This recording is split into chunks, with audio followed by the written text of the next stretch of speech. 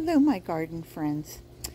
Today is Repot the Amaryllis day, and I've had several Amaryllis that I've had that I potted up. I pot them up every spring, and I just wanted to show you that this is what it looks like after it's been cleaned up and after the roots have been trimmed way back. And I also put it on a mound of soil, and then I plant them up in my clay pots. Some of them I have in the ground, the younger ones. But anyway, I just wanted to show you some well, just a few tips. I don't know if you'll be able to see this. I'm going to put it down.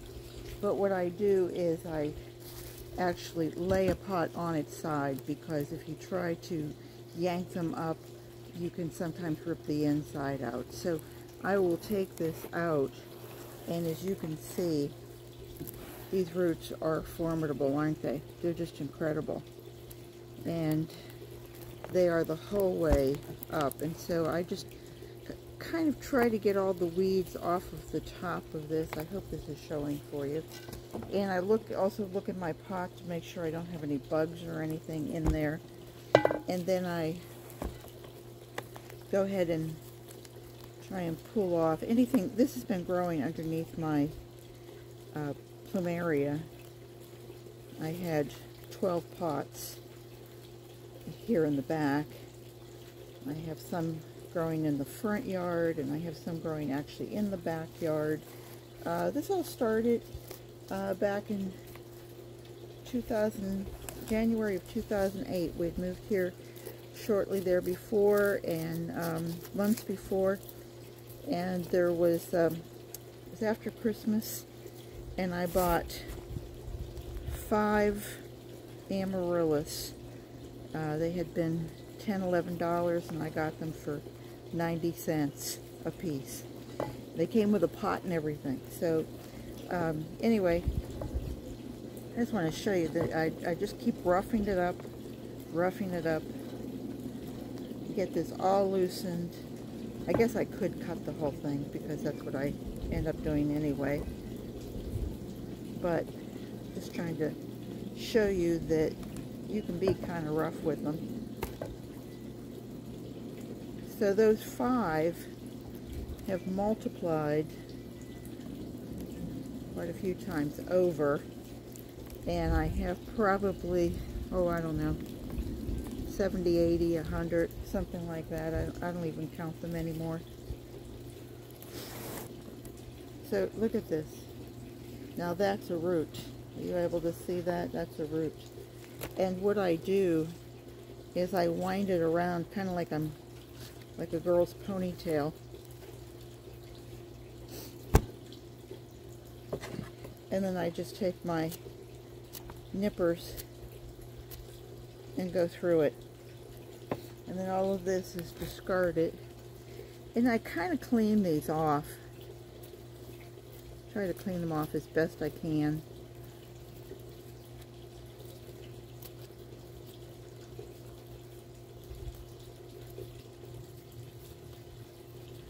So that it looks a little decent. And then that looks terrible going in there, doesn't it?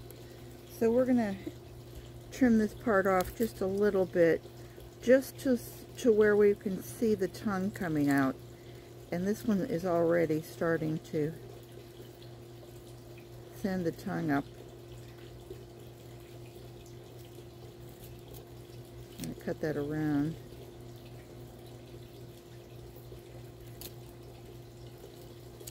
Because I want you to see this. If you try to cut your own,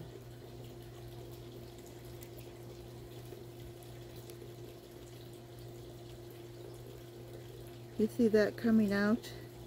Well, that's the tongue that's going to actually start sending out that bloom stalk.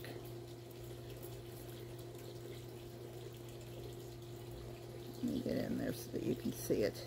And you're able to actually see that that goes the whole way down in between those layers. I mean, this is an incredible, these bulbs are just incredible. But I'm just going to put that to the side. And then I want to show you, let me just see if I've got you in the I hope I did that okay for you. Alright, so now this one is ready. And I think you can probably see the tongue on this one better. Do you see that little tongue sticking out? Well, that tongue is the beginning of the bloom. And it will send this out, and then it'll send up that stalk. But anyway, I put it on a mound. This is an interesting bloom, isn't it? Or interesting bulb. It's very flat bottomed, and it'll send out these roots that they look like they're worms, and then you have the ones that look kind of diffused that are much smaller. And so I've mounded that up. I have some worm castings in there mixed in with my potting soil, and I don't have any fertilizer in this. I actually usually just use like a 10-10-10 or something that I've kind of gone more organic, and so I'm not really even doing a whole lot. And I will just put this down to get those roots. This is not a one-handed job. And then I'll pat all that down, making sure that this is about a half in there, 3/4. I might need to add a little bit more soil, but you know, work it down. Remember, it's going to send those roots back down in there so that I can have this huge stalk with a heavy bloom on the front of it, on the top of it rather. And so you do need to have some balance for it. But it'll send up blooms. We'll have blooms through, I'll have them probably March, April, May, and into June. I have some in the backyard. You can see these were babies, and I planted them last year. They all came out. I got a couple blooms off of them. They were tiny blooms because they're such young plants. But just to swing you around here,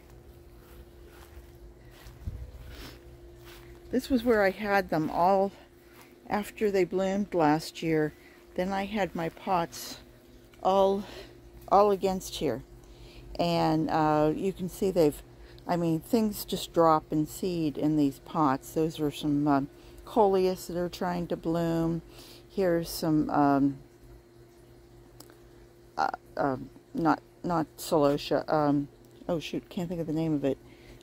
Anyway, lots of other things that we'll try to get in there. I have some pentas that'll grow wild here, and I have sometimes no idea where these blooms come. You can see I have lots of weeds, so I really want to clean this out.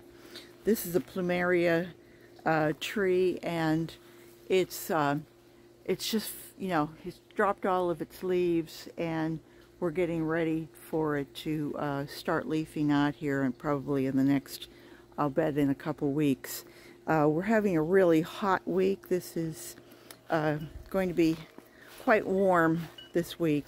But anyway, I just wanted to show you that real quick. I didn't want to get sidetracked.